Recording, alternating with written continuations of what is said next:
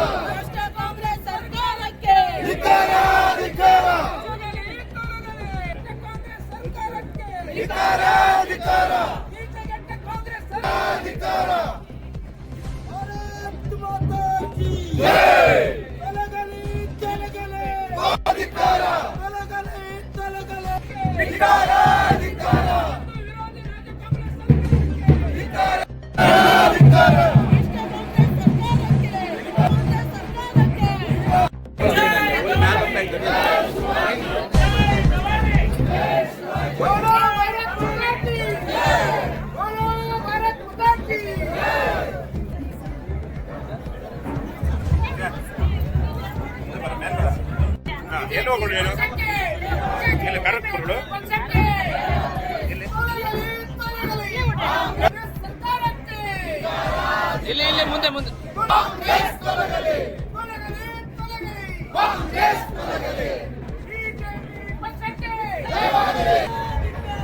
ಕಾಂಗ್ರೆಸ್ ಪಕ್ಷ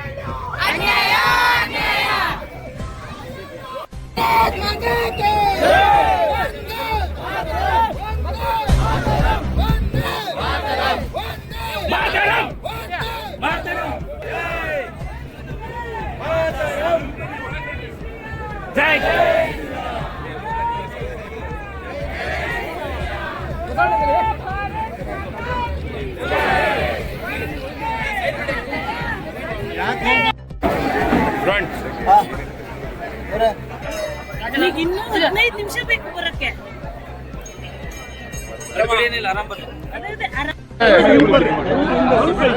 ಮೈಸೂರು ತಾಯಿ ಚಾಮುಂಡೇಶ್ವರಿಯಲ್ಲಿ ಪೂಜೆನ ಸಲ್ಲಿಸಿ ಮೈಸೂರು, ಮಂಡ್ಯ, ಹಾಸನ, ಮಂಗಳೂರು, ಉಡುಪಿ, ಚಿಕ್ಕಮಗಳೂರು ಮುಗಿಸ್ಕೊಂಡು ಇವತ್ತು ಯಲ್ಲಾಪುರಕ್ಕೆ ನಾವು ಬಂದಿದ್ದೇವೆ. ನೋಡ್ತಾ ಇದ್ದೀರಿ ಯಾವ ರೀತಿ ಕಾರ್ಯಕರ್ತರ ಉತ್ಸಾಹ ಇದೆ. ರಾಜ್ಯದಲ್ಲಿ ಜನ ಈ ಕಾಂಗ್ರೆಸ್ ಸರ್ಕಾರದ ವಿರುದ್ಧ ಇವತ್ತು ಇಡೀ ಶಾಪವನ್ನು ಹಾಕ್ತಾ ಇದ್ದಾರೆ. ಯಾವ ಕಾಂಗ್ರೆಸ್ ಪಕ್ಷ ಚುನಾವಣೆ ಪೂರ್ವದಲ್ಲಿ ಸಾಕಷ್ಟು ಭರವಸೆಗಳನ್ನು ಮೂಡಿಸಿ ಬಂದಿದ್ರು, ಇವತ್ತು ಅದೇ ಸರ್ಕಾರ, ಇವತ್ತು ಕಾಂಗ್ರೆಸ್ ಸರ್ಕಾರ ರಾಜ್ಯದಲ್ಲಿ ಅಧಿಕಾರಕ್ಕೆ ಬಂದ ನಂತರದಲ್ಲಿ ಅನೇಕ ವಸ್ತುಗಳ 50ಕ್ಕೂ ಹೆಚ್ಚು ಅಗತ್ಯ ವಸ್ತುಗಳ ಮೇಲೆ ಬೆಲೆ ಏರಿಕೆಯನ್ನು ಮಾಡಿ ನಾಡಿನ ಜನ ತತ್ತರಿಸಿ ಹೋಗಿದ್ದಾರೆ. ಇವತ್ತು ಡೀಸೆಲ್ ಮೇಲೆ ದರವನ್ನು ಜಾಸ್ತಿ ಮಾಡಿದ್ರು, ಹಾಲಿನ ಮೇಲೆ 9 ರೂಪಾಯಿ ಜಾಸ್ತಿ ಮಾಡಿದ್ದಾರೆ, ನೀರಿನ ಮೇಲೆ ಇವತ್ತು ದರ ಜಾಸ್ತಿ ಮಾಡಿದರೆ ಕಸದ ಮೇಲೂ ಕೂಡ ಇವತ್ತು ಟ್ಯಾಕ್ಸನ್ನು ಹಾಕ್ತಾ ಇದ್ದಾರೆ. ಒಟ್ಟಾರೆಯಾಗಿ ರಾಜ್ಯ ಸರ್ಕಾರ ಇದು ಜನವಿರೋಧಿ ಸರ್ಕಾರ, ಇದು ಬೆಲೆ ಏರಿಕೆ ಸರ್ಕಾರ, ಹಿಂದೂಗಳನ್ನು ಅವಮಾನ ಮಾಡ್ತಿರ್ತಕ್ಕಂಥ ಕಾಂಗ್ರೆಸ್ ಸರ್ಕಾರ. ರಾಜ್ಯದಲ್ಲಿ ಪರಿಶಿಷ್ಟ ಜಾತಿ ಪರಿಶಿಷ್ಟ ಪಂಗಡಗಳಿಗೂ ಕೂಡ ಅನ್ಯಾಯ ಮಾಡ್ತಾ ಇದೆ. ಇವೆಲ್ಲ ವಿಚಾರಗಳನ್ನು ತೆಗೆದುಕೊಂಡು ರಾಜ್ಯದ ಎಲ್ಲ ಜಿಲ್ಲೆಗಳಿಗೆ ನಾವು ಹೋಗಬೇಕು, ನಾಡಿನ ಜನತೆಗೆ ಈ ಭ್ರಷ್ಟ ಜನವಿರೋಧಿ ಕಾಂಗ್ರೆಸ್ ಸರ್ಕಾರದ ಬಣ್ಣವನ್ನು ಬಯಲು ಮಾಡಬೇಕು. ಈ ನಿಟ್ಟಿನಲ್ಲಿ ನಾವು ಪ್ರವಾಸ ಮಾಡ್ತಾ ಇದ್ದೇವೆ. ಜನಾಕ್ರೋಶ ಯಾತ್ರೆ ನಡೀತಾ ಇದೆ. ಎಲ್ಲ ಜಿಲ್ಲೆಯಲ್ಲೂ ಕೂಡ ಭಾಳ ಉತ್ತಮ ಪ್ರತಿಕ್ರಿಯೆ ನೀಡ್ತಾ ಇದ್ದಾರೆ.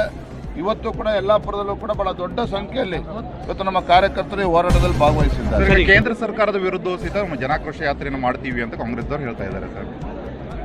ಏನು ಬಿಜೆಪಿಯ ಕಾರ್ಯಕರ್ತರು ಬೀದಿಗಿಳಿದಿದ್ದಾರೆ. ರಾಜ್ಯದ ಜನ ಇವತ್ತೇನೋ ಬೇಸತ್ತಿದ್ದಾರೆ ರಾಜ್ಯದ ಕಾಂಗ್ರೆಸ್ ಸರ್ಕಾರದ ವಿರುದ್ಧ. ನಮ್ಮ ಜನಾಕ್ರೋಶ ಯಾತ್ರೆಯ ಪರಿಣಾಮವಾಗಿ ಈ ಯಾತ್ರೆಯ ಬಿಸಿ ಆಡಳಿತ ಪಕ್ಷ ಕಾಂಗ್ರೆಸ್ ಪಕ್ಷದವರಿಗೆ ತಟ್ಟಿದೆ.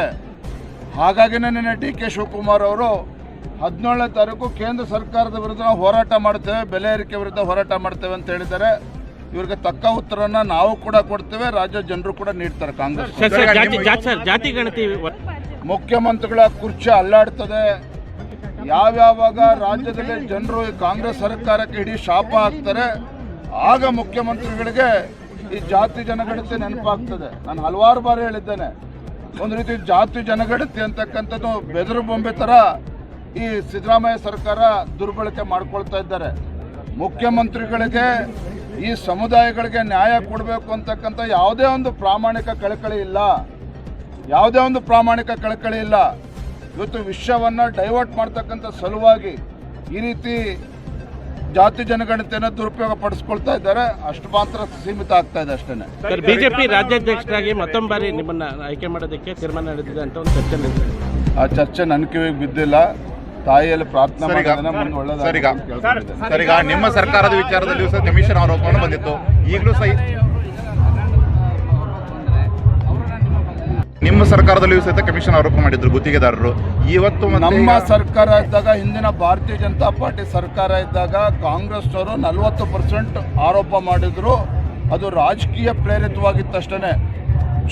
ವಿಧಾನಸಭಾ ಚುನಾವಣೆ ಹೊಸ್ತಿಲಲ್ಲಿದ್ದಾಗ ಈ ರೀತಿ ಆರೋಪಗಳನ್ನು ಮಾಡಿ ಜನರ ವಿಶ್ವಾಸನ ಗೆದ್ದು ರಾಜ್ಯದಲ್ಲಿ ಅಧಿಕಾರಕ್ಕೆ ಬಂದಿದ್ದಾರೆ. ಆದರೆ ನಮ್ಮ ಕರ್ನಾಟಕ ಸರ್ಕಾರ ಇಡೀ ದೇಶದಲ್ಲಿ ಭ್ರಷ್ಟಾಚಾರದಲ್ಲಿ ಮೊದಲ ಸ್ಥಾನವನ್ನು ಪಡೆದುಕೊಂಡಿದೆ. ಇದು ನಾನು ಹೇಳ್ತಾ ಇಲ್ಲ, ಮುಖ್ಯಮಂತ್ರಿಗಳ ಆರ್ಥಿಕ ಸಲಹೆಗಾರ ಆಗಿರ್ತಕ್ಕಂಥ ಬಸವರಾಜ ರೆಡ್ಡಿ ಅವರೇನೆ ಇವತ್ತು ಕಾಂಗ್ರೆಸ್ ಸರ್ಕಾರಕ್ಕೆ ಸರ್ಟಿಫಿಕೇಟನ್ನು ನೀಡಿದ್ದಾರೆ. ನಿನ್ನೆ ಇನ್ನು ಎಲ್ಲ ನಮ್ಮ ಕಾಂಟ್ರಾಕ್ಟರ್ಸ್ ಅಸೋಸಿಯೇಷನ್ನಿಂದ ಅವರು ಕೂಡ ಪತ್ರಿಕಾಗೋಷ್ಠಿ ಮಾಡಿದ್ದಾರೆ. ಈ ಸರ್ಕಾರದಲ್ಲಿ ಇವತ್ತು ಲಂಚ ಕೊಡದೆ ಏನೂ ಆಗ್ತಾ ಇಲ್ಲ ಅನ್ನುವ ಗಂಭೀರವಾಗಿರ್ತಕ್ಕಂಥ ಆರೋಪ ಮಾಡಿದ್ದಾರೆ. ಅದಕ್ಕೆ ಮಾನ್ಯ ಮುಖ್ಯಮಂತ್ರಿಗಳು ಉತ್ತರ ಕೊಡಲಿ, ಹೋರಾಟಕ್ಕೆ ಇಳಿತಾ ಇದ್ದಾರೆ. ಕಾಂಟ್ರಾಕ್ಟರ್ಗಳು ಆತ್ಮಹತ್ಯೆ ಮಾಡ್ಕೊಳ್ತಾ ಇದ್ದಾರೆ. ರಾಜ್ಯದಲ್ಲಿ ಎಂದೂ ಕೂಡ ಇಂಥ ಪರಿಸ್ಥಿತಿ ಬಂದಿರಲಿಲ್ಲ. ಅಂಥ ದುರ್ಗತಿಗೆ ಇವತ್ತು ರಾಜ್ಯ ಸರ್ಕಾರ, ಕಾಂಗ್ರೆಸ್ ಸರ್ಕಾರ ಈ ರಾಜ್ಯನ ತಂದಿಟ್ಟಿದೆ. ಪೊಲೀಸ್ ಇಲಾಖೆಯವರು ಇಲ್ಲೇ ಇದ್ದಾರೆ, ಅವ್ರಿಗೆ ಕೇಳಿ. ರಾಜ್ಯದ ಇತಿಹಾಸದಲ್ಲಿ ಎಂದೂ ಕೂಡ ಆಗಿರಲಿಲ್ಲ. 1ನೇ ತಾರೀಕು ಸರಿಯಾಗಿ ಪೊಲೀಸ್ ಇಲಾಖೆಗೆ ಫಸ್ಟು ಅವರ ಸಂಬಳ ಜಮಾ ಆಗ್ತಾ ಇತ್ತು. ಆದರೆ 8, 9 ತಾರೀಕು ಕಳೆದರೂ ಕೂಡ ಅವ್ರ ಸಂಬಳ ಜಮಾ ಆಗಿಲ್ಲ. ಅಂದರೆ ಆರ್ಥಿಕ ಪರಿಸ್ಥಿತಿ ಎಲ್ಲಿಗೋಗಿ ಮುಟ್ತಾ ಇದೆ ಕರ್ನಾಟಕ ರಾಜ್ಯದಲ್ಲಿ.